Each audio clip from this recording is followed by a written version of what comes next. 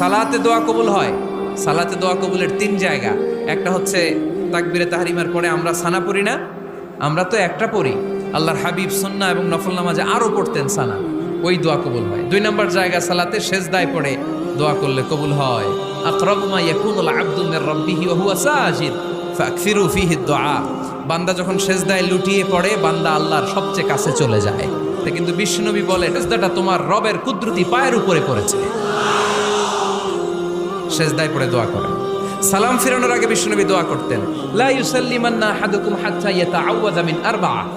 আল্লাহর হাবিব বললেন, চার জিনিস থেকে পানাহ না আছে আমার কোন উম্মত যেন সালাম না ফিরায়। তারা যেন পড়ে, আল্লাহুম্মা ইন্নী আউযু বিকা মিন আযাবিল কবর, আউযু বিকা মিন আযাবি জাহান্নাম, আউযু বিকা মিন ফিতনাতিল মাহইয়া ওয়াল মামাত, আউযু বিকা মিন ফিতনাতিল মাসিহিদ দাজ্জাল।